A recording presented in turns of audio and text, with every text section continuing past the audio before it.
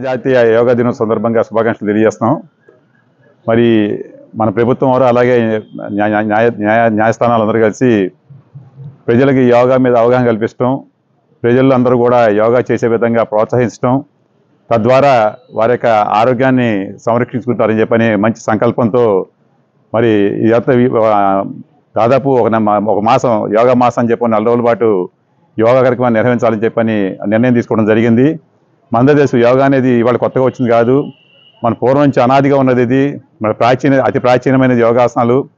ప్రతి అంగానికి కూడా ఈ ఆసనాల ద్వారా వ్యాయామం కలిగి సంపూర్ణ ఆరోగ్యంగా ఉంటారని చెప్పని ఋషుల దగ్గర నుంచి పాటించిన విధానం ఇది.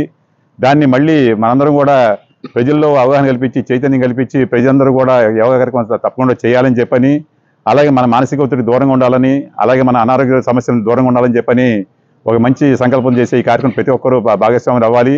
ఈరోజు చాలా సంతోషంగా ఉంది. మరి న్యాయమూర్తి వారి వారి యొక్క ఆదేశాలతో, న్యాయమూర్తి వారి యొక్క సహకారంతో, వారి యొక్క సమక్షంలో మరి న్యాయవాదులు, కోర్టు స్టాఫ్ అందరూ కూడా మరి యోగా దినోత్సవం కార్యక్రమంలో పాల్గొంటూ యోగా చేయటం, దాదాపు అనేక రకమైన ఆసనాలు వేయటం జరిగింది. తద్వారా ఎంతో మానసిక ఆనందం, ఉల్లాసంగా ఉండటం జరిగింది.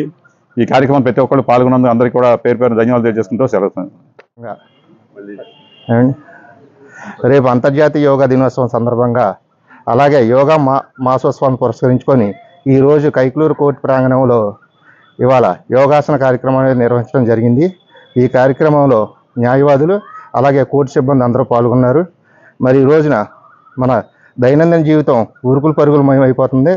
ఏ రోజుకి ఆ రోజున ప్రశాంతత లేకుండా చిన్న చిన్న వాటికి కోపాలు, లేకపోతే ఈ అనారోగ్య కారణాల రీత్యా కూడా మనం సరైన కార్యక్రమాలు చేయలేకపోతున్నాం. రోజు కూడా ఈ యోగా వలన మనందరం కూడా మానసిక ప్రశాంతతను పెంపొందించుకొని, మనలో ఉన్న కోపాన్ని నిగ్రహించుకొని శాంతియుతంగా జీవనం సాగించడానికి తోడ్పడుతుంది. కాబట్టి అందరూ కూడా యోగా సాధన చేసి ప్రతి ఒక్కళ్ళు కూడా ఆరోగ్యంగా ఉండాలని మనస్ఫూర్తి కోరుకుంటున్నాను.